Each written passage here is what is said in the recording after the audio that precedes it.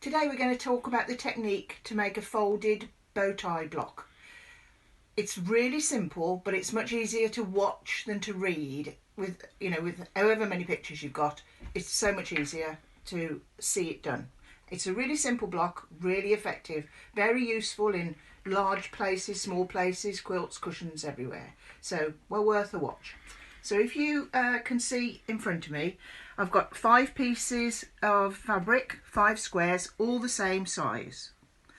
So far so good. And 2 pins, which you might need. Right, so this is my bow fabric. So I need 3 pieces of bow fabric. In this case, it's my light fishes. My background are my dark, tiny, tiny little fishes. So 5 pieces.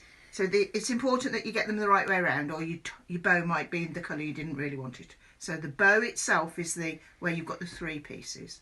So take one of your bow fabrics and fold it wrong sides together, horizontally across your square, and pop it on top of the A background piece. Then take your next piece. You don't have to worry about direction because it angles as it works, so don't worry too much about that. So that goes on there, and we're going to sandwich that piece in another fishy piece. So this is our bow, remember.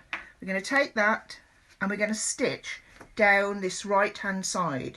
So it's really quite strange, but really simple. So we're doing nothing yet, only fold and place in position. So away we go. And we're sandwiching a folded square, which obviously is a rectangle, into 2 pieces of fabric. So once you've done that, lift it up by the rectangle and pop it back on your table.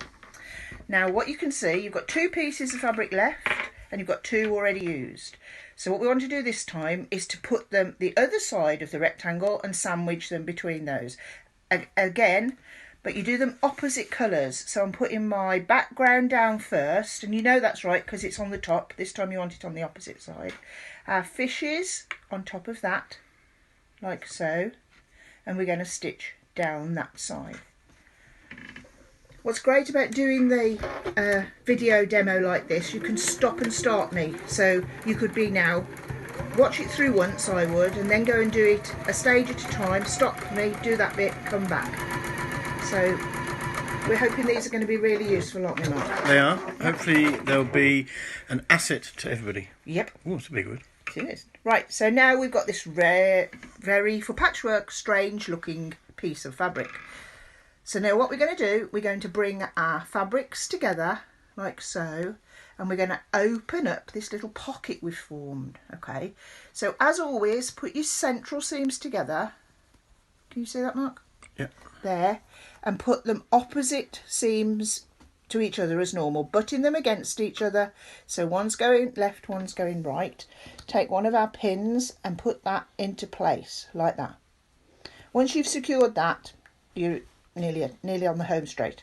So open this up and you can see you've got this little pocket in there. Can you see that? Yep. Right. What we want to do, we want to trap this in between the seam. So just wiggle it about a bit so that it lines up at the top, and then bring this piece over.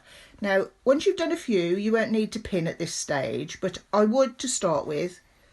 Pop a little pin in there and then it can't move, can it? So now we're just sewing a normal seam. Don't worry about anything else yet. We're going to go to the middle. So that's 2 pockets you've made, is it? One on that side and one on the other. We will, yeah. So we've got one in place at the moment. I find it easier to look at it like half at a time. So I'm going to stitch across here, take my pin out as I get to it, like so, and get to the centre and stop sewing. Right. At this stage, you might need to come here. Can you see that bit, Mark? There we go. It looks like a little ear. Ear? That's a good answer. Put your finger in, pull it out. See, I've done nothing technical. I'm just moving the seam. So I'm doing the same as I did on the other side, and I'm lining that seam up. Can you see? Yeah, shall I go back? Go back, do that again, Yeah. So it was all under all there. tuckled like up, yeah. pull it out and with your fingers just straighten it up and line it up on this seam here. Yeah. So nothing technical. But don't stretch it. But No. don't put it too hard. No, just ease it onto that line. Lay yeah. it onto there. Yeah. Yeah. And then if you want to pop a pin in here, you can. But as long as you keep your finger on there where it flattened it down into the seam, keep sewing all the way across. Obviously, move your finger. So now we've got a rectangle trapped between our 4 squares. Open it out. This is the money shot mug. I'm on it. I'm on it. And there you go. got your folded bow tie. It doesn't matter if it's slightly uneven or anything, that wouldn't matter.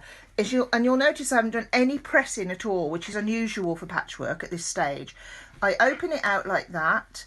This is your bow, as you can see, absolutely beautiful. And then literally when I make them all up at this stage, and then I squash them with my iron, and they fall where they want to go. And that's as simple as it is, really. I think it's a really effective block.